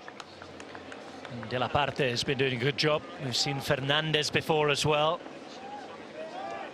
Betancourt behind, who was supposed to be the man for GC here. Certainly as far as the team said when they turned up. He's 19th at 40 minutes and 47 seconds. In the end, it's been the man third wheel there. Carapaz won't be worried about the altitude. He comes from a town called El Caramelo, the region of Carchi, very close to the border with Colombia. That's a part of the country where the average altitude is 3,400 meters. We finished today at 2,000 meters. That's 6,000 feet for those of you who work in old money. As Nieve, not from quite as high up, but very adept in the mountains, continues to pedal up there. Mohoric is the latest rider to be caught. On the right-hand side in the red jersey. It's been a good Giro for him. Stage winner, remember, to Gualdo Tadino. Lopez on the left-hand side in the white jersey, right on the wheel of Carapaz now. Of course, with Sanchez being dropped, there's only Lopez and Bilbao remaining. You get the feeling that Bilbao will want to protect his own position as well, because he sits a very, very healthy 7th overall, 11 minutes and 8 seconds from Chris Froome. How is Tom Dumoulin feeling? He has Tam Oomen in front of him. Sam Oomen, who's ridden his own very, very good Giro d'Italia. He's 10th at 14 minutes and 18 seconds. Domenico Pozzovivo there as well in the red Bahrain Merida jersey. We already mentioned earlier on that it's been a missed opportunity. The opportunity of a lifetime for Pozzovivo. He's 6th, 8 minutes and 3 down. And you can just feel the tension riding and building as they head into the final 10 kilometers or so behind. In fact, they are about 9 Ks from the finish now, because they're on to the maximum gradient.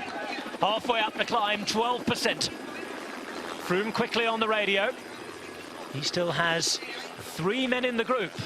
Interesting to note that he's lost a couple of more as the pace has increased. Well, Pauls looks as though he's been dropped towards the back of the group, Sean. Yes, he is a slip back. We can see there Sergio Henao is the one just in front of him, and that has been the case for a number of kilometres now. But Wout Poels, surprisingly, looking that he's starting to lose a bit of ground here and going to the very end of the group. We can see also Geniez there from AG2 All Mondial fighting to just stay in the wheels. Well, with Pauls going, and now's the only man left. I wonder if Dumoulin can smell blood here. We are yet to see Chris Froome expose, but remember, all of that effort yesterday, how has he recovered? And that's exactly what Dave Brailsford told us today would be about. Recovery and how the race would go. It's Betancourt now to ride as De La Parte is dropped. His job is done for the day. We're getting close to the moment where there are no domestics left, and here goes Tom Dumoulin. Dumoulin to the front, and it's time for Chris Froome to react. The Giro d'Italia is in play right here, right now, on the slopes of Chavinia. Sean, the race is on. Yes, 9 kilometres to go, and Dumoulin puts in the attack. We can see Froome immediately in the wheel, but you know, this is the first test, and we can see this group is just going to blow apart. Well, it's Froome who can follow Dumoulin at the moment. Bilbao has been dropped. Oomen has gone, the man who was looking after Dumoulin, and the first little acceleration calms down, and we are down to 5 riders. Here's Formolo now on the left-hand side, looking to move up and improve his GC position. He's just at the gates to the top 10, and he can smell a way into it. He's at 15 minutes and 16 seconds. Not an immediate worry to those behind, but when the next acceleration goes, who follows who breaks who? They've no teammates left. Dumoulin just radios in. There's Oman who goes out to the front. And this is an interesting card to play now, because Oman has gone and he's followed by Carapaz, he's followed by Lopez.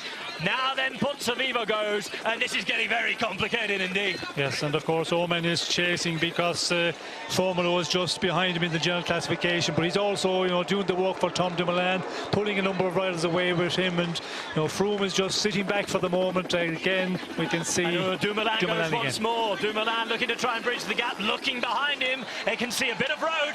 He can see a little bit of road to him, to Chris Froome. Froome has to make the acceleration once more, and this is all part of the softening up process. Yes, and we can see Tom Dumoulin, he just left, again he goes here, and he just let Oman pull it on, a little advantage, then sprints across, and here he goes again, and Chris Froome has to react immediately, but Froome looking okay for the moment. Couple of bike lengths there between him, but looks like that Froome is not in major difficulty for the moment. Well, over 600 watts peaking up there, as you can see the live data with Tom Dumoulin. Now had 2 digs. Oh, and it's defending from the front. Froome feeling good enough to go to the front himself. Not a full dig, but a little look around there as Dumoulin just stays there on the wheel. Froome looks behind. Has Dumoulin blown a gasket? Or is he just waiting before that next thing? He's waiting. Here we go. This is a wonderful firework attack from Tom Dumoulin, and now Froome has to follow again. The road opens up, and the Giro's in play once more. Still a long, long way to go here, and this looks to be having a bit of a different effect. Work still to do for Chris Froome, and we said before, a warning, we know how he rides, Sean. It's not always gone, it's not always done, that's not always it. But the Sky people in the car behind will worry every time they see road between Dumoulin and Froome. Yes, of course they will be worrying, and we can see Froome is just working his way back here. Froome on the front there, and Tom Dumoulin just attacks, but Froome was, you know, not looking to the right side when he attacked on the left hand, and got 4 or 5 bike lengths, and Froome closed it down at a slower pace, and that is the way to do it. You know, don't panic. If he takes 5-10 meters on you, you just have to grind it back to him, and it's going to be you know, repeated all over again a number of times here before we get to the finish. Oh, I'm there. So are you. Lopez and Carapaz. It's Lopez in the white on the right-hand side, the best young rider. Carapaz in the turquoise. There's Oman again on the right-hand side. Dumoulin and Froome on the left-hand side. Pozzovivo's there as well. And Froome will be aware that Pouls is on the way. We can see he's just behind the Shimano car here, the neutral surface, and he'll be made aware of that by the director sportive. So he's just going to, you know, slow it down as much as possible and get hopefully get Pouls back in here, get him on the front, and just start making a stronger pace. Mikel Nieves 8 minutes up the road, still with just under 5 kilometers to go. There were about 8 Ks to go roughly here. We didn't have the marker on our screen when this kicked off. Are you surprised that Tom Dumoulin went so far out? Well, I think he has to try and, you know, do it a number of times, and you have to give yourself that distance to do that, and you know, it's the softening up process, and there's going to be a number of more attacks here, but Oman is just keeping the pace quite high at the moment, and yeah, this is going to be maybe a difficult one for Pouls to get back in. He was just about, but of course that tactic, Sunweb, they know they do not want him to get back in here, so that's the reason Oman is also pushing on. Here is Davide Formolo. Oman doing a great job here. Remember, we saw him explode onto the scene at the Tour de l'Avenir a few years ago. Good at the Vuelta a España last age moment.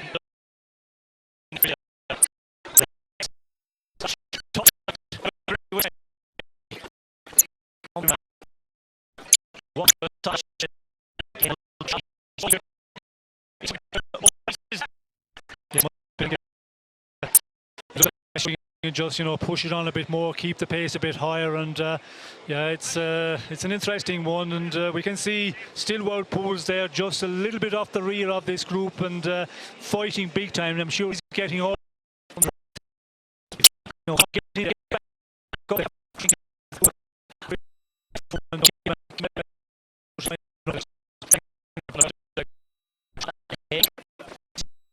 already making his way up the mountain. But they're over 2 minutes down now on Mikel Nieve, who's set to take the stage, barring any sort of incident. This is where the Giro D'Italia is being played out, and Pauls is on his way back.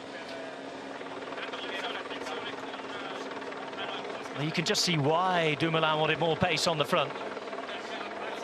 Something tells me, Sean, that if Pauls does get back, we might see another attack from Dumoulin. Well, it'll depend on what Pauls is capable of doing. For the moment, for Sky and Chris Froome, everything is perfect. Just you know, set that pace, and that's what Chris Froome, I think, prefer: the attacking and then the slowing down the attacking. He does not like that, and Pauls will be there if he needs to, you know, keep the pace a little bit higher. Well, then he will be ordered if he's able to do that, this effort to get back up. Wout Pauls is back. One Dutchman on the back to thwart the Dutch leader. There's Formolo, and even he, well, they're just 9 seconds behind him. Pauls alongside Froome to let him know it's there. Froome takes the last drink from his bidon and now has empty cages. Same with Dumoulin, who's done with refueling. Mikel Nieve in the meantime on your screen. The Giro in Vuelta. Again, Dus going to be Grand Tour stage win number 4. As we said before, when he wins big. Davide Formolo then looked as though he's about to be caught. Lot will rest. Regrets about that, Etna. But apart from that, meantime here is Omen. Super strong with Sam Omen today.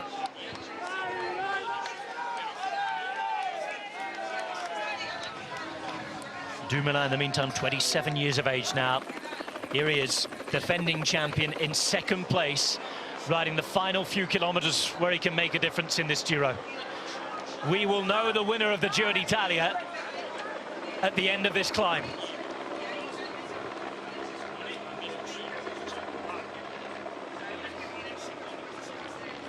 Dumoulin 40 seconds behind Chris Froome before today. Froome forcing an earthquake in the general classification yesterday, and it was this man's teammate, Simon Yates, who's the big loser, and Dumoulin has gone for a third time. Pulls away, and it's Froome who has to follow once more. It's a hand-to-hand fight at the moment. And just as the fireworks kick off, they disappear into a tunnel. Dumoulin, who could see Formolo ahead, something to bridge to. At the moment, Froome is reacting with a big tick in the box every time. Yes, he is. He looks to be in control for the moment. And again, it's Froome who gives the attack here. And you know, that tells that you have to be in good shape. I know you can bluff a bit, but if you're really suffering, well, then you just follow Tom Dumoulin's wheel. But Froome is starting to just, you know, push on here, and that will really get the other ones who are doing the attacking thinking. Oh, bad news for Tom Dumoulin. Bad news for Tom Dumoulin, who shakes his head. Has he given everything? Has he gone into the red? Has he given too much? This could be the moment that Chris Froome seals the deal. In the meantime, up the road, we're seeing Nieve ride to victory as Carapaz now goes. Non-stop action, and all this will help Chris Froome if he can follow. Yes, and Chris Froome is following, but that tells that he has to be feeling good, because Lopez and Carapaz, they're a long ways down. Oh, Froome could just you know, sit back a little bit, but he is just following on here, and it looks like that he's not in any difficulty for the moment. Tom Dumoulin in crucial moments in his Giro D'Italia defence. He sits up, he's not looking good, Sean, now. Well, I think, you know, you have to try. The situation in general classification, Dumoulin at 40 seconds, the rest a long, long ways down, so he could afford to do that. Even if he does get into difficulty, you know, he's going to get into his pace, as his rhythm as he normally does, and just continue on to the finish here. But, you know, you cannot leave this opportunity go without having a go and try and test Chris Froome. It's getting dangerously close to being all over for Tom Dumoulin. Chris Froome reacting the strongest so far, showing that up to the minute, there are no leftovers from yesterday. 5 kilometres to go still for Tom Dumoulin, wearing number 1 on his back. As it stands, he's set to finish as number 2. Well, 5 kilometres to go for the pink jersey and the GC fight. It's just under 2.5 kilometres to go now for Mikel Nieve Iturralde in his quest to win a Giro d'Italia stage for the 3rd time in his career. And Chris Froome is looking mightily fresh. Paz and Lopez, that's a duel we're going to have to watch. And we're getting almost 20 seconds now to Dumoulin. Yes, it looks nothing there when you see the group of Froome just up front, but as on the climb it does tick out very quickly, and it's amazing it's that amount, but yeah, the clock is the one tells the truth. Well, we will watch to see what sort of advantage this group pulls out. It's not something you want to call too early, but it could be all over. Froome in pink and riding to victory as it stands in the only Grand Tour missing from his collection. Omen is returning in the meantime for Dumoulin. Dumoulin is making another concerted effort here. Again, he's another man who rides to numbers though, isn't he? Rather like Froome, you can never really count him out on a climb until there is an irrecoverable difference. No, I think we've seen it before, and of course with the number of attacks he put in, you know, he went a bit deep there and went into the red probably for a little bit and needed a little bit of time to recover from that, but just getting back into his rhythm again, and looks like he's closing down on that group of Froome and Carapaz. Excitement still right there, right here on the road at the Giro d'Italia. Here is Mikel Nieve. And a heartbreak for his team yesterday, but he looks like he's set to finish it in the best way possible.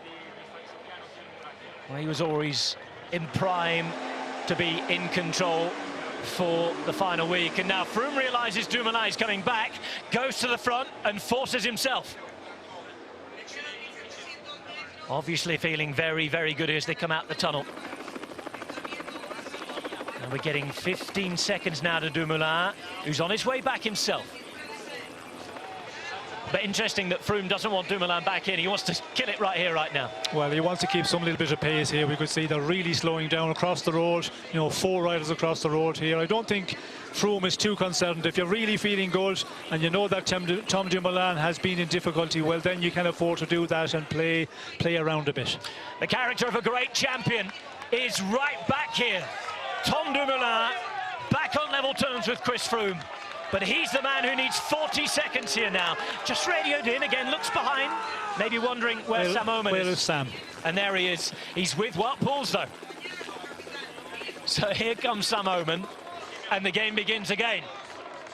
Absolutely fascinating Giro d'Italia. There's been no let-up since the start. Drama since, with Froome's crash, even before the first pedal stroke in Jerusalem. 1 kilometre to go now for Mikel Nieve. He radios in. It's game over. He's done this. It's going to be a stage win for Mitchelton Scott.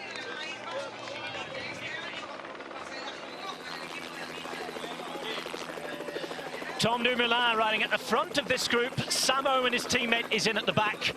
Chris Froome, the pink jersey, standing to win the Giro d'Italia at the moment. Dumoulin has been running out of energy. He's also running out of road, but here goes the stage winner on the day. He's approaching Chavinia, the town itself. The Matterhorn hangs high above him. And Nieve is going to have time to celebrate. Looks behind to his car, punches the air.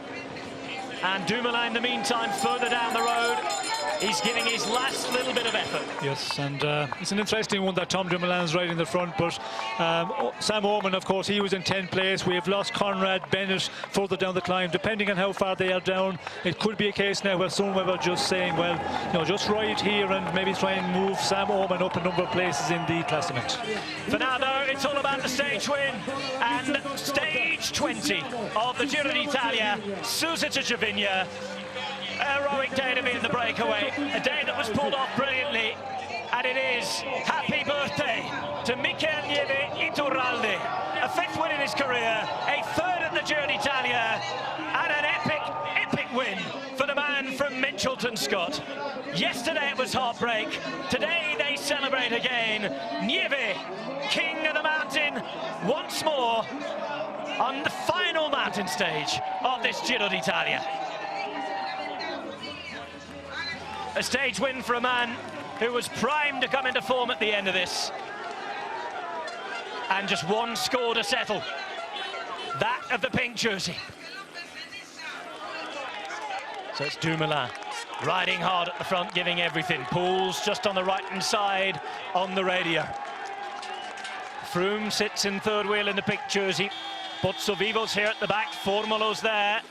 The meantime, in the white jersey classification, unless there is some sort of a stinging attack here from Richard Carapaz, then surely it's going the way of Miguel Angel Lopez. Yes, I think it's looking like that.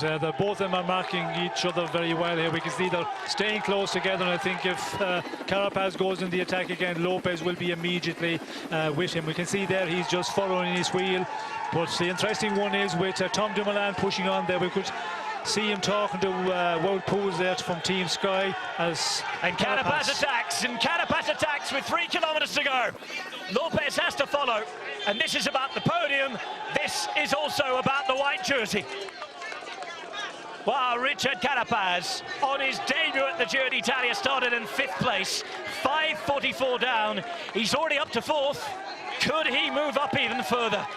The white jersey's in play, and well, the difficulty for these guys now to make the difference is the final 2 kilometers are the easiest 2 kilometers of this climb. Yes, well, I think, you know, to make the difference, I think it's all about the white jersey, and that's the reason Carapaz is really attacking there. And you could see that attack was a real big one, because they right away from the group of Dumoulin and Froome here, and they just take an advantage.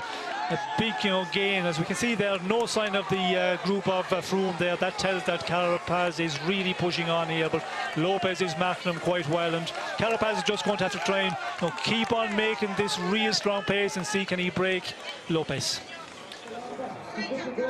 Second place looks like it's going to go to Robert Geesink. Mechanical at the bottom. He's going to come in over 2 minutes down anyway, but a brave ride from him.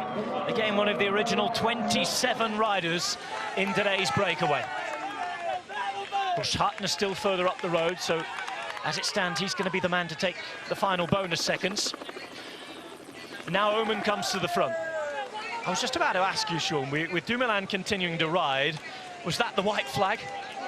Was it over? Yes, I think he realised that, you know, the number of attacks he put in, he wasn't getting away from Chris Froome at all, and Chris Froome actually, you know, counter-attack him, and that, I think, yes, made him realise that, yeah, he wasn't going to get rid of Chris Froome here, and it looks very much like that Sunweb. They are riding here, you know, for to just pull as much time as possible out of Conrad, George Bennett, Pello Bilbao. All of those are ahead of Sam Oman, who is a teammate of Tom Dumoulin here in this group, and it looks like that is what they're really just about doing now. 2 kilometers to go. Oman and Dumoulin taking turns.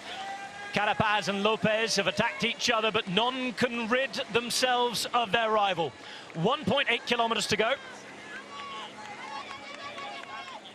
And with Astana there, I know that the boss is watching at the finish line. Miguel Angel Lopez isn't going to win a stage. Vino might be there to shake his hand if he can take the white jersey. It's his as it stands. Punch of the air from Alexander Vinokurov as Giulio Ciccone finishes 4th on the day. More mountains points for him, but I think it might just not be enough to take the jersey. No, it's not going to be enough. He would have to really take maximum points pretty much all the way, but you know, with Chris Froome there in very comfortable lead in the mountain classification, Ciccone is not going to take enough to take over that jersey. Oman then at the front, Tom Dumoulin second wheel, there's Wout Poels and Chris Froome, and it looks as though Chris Froome is about to become the first ever British winner of the Giro d'Italia, barring incident or accident, tomorrow in Rome. Almost 5 minutes down from the winner, Mikel Nieve. And we're going to have our next riders over the line. 1 kilometre to go for Carapaz and Lopez. The fight for the white jersey's done and dusted. It's going to go to the young Colombian. And after Thibaut Pinot has lost almost half an hour here on the road again in another huge crack, the Astana man is all set to finish on the podium. Not too far behind now. Last few 100 metres, last few competitive 100 metres of this Giro d'Italia for the pink jersey and the fight for the general classification.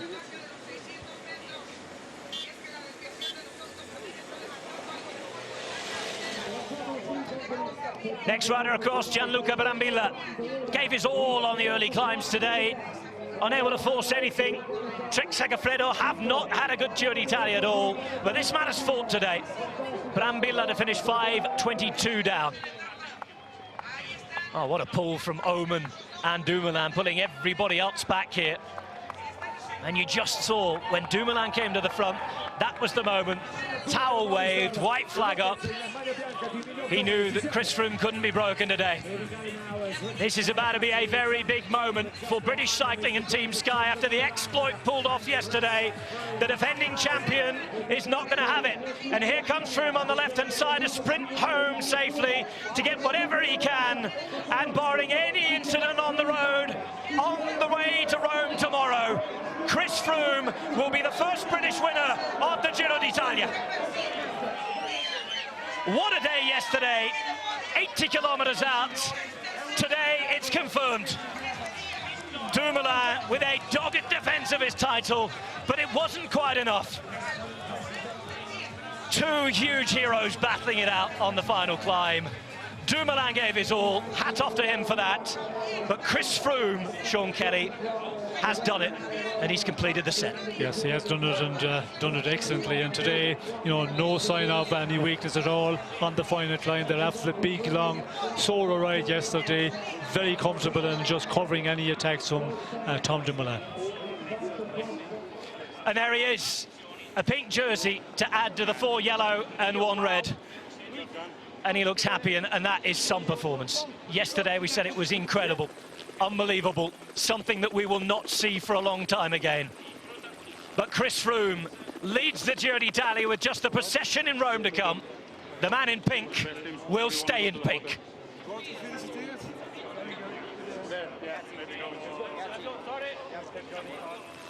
Our first reactions at the line, and as it's been for the last few years, in fact, his big mate at the end with him, Wout Poels, and well, he didn't need the team as much yesterday.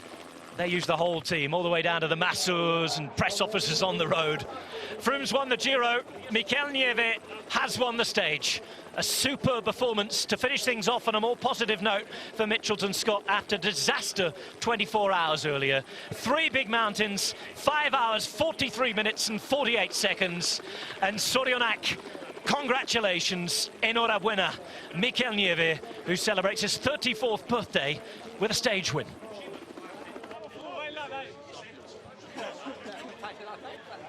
Well, the rest of his rivals congratulating the winner.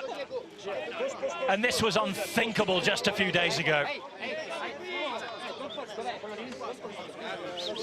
Froome and Dumoulin to meet in the middle.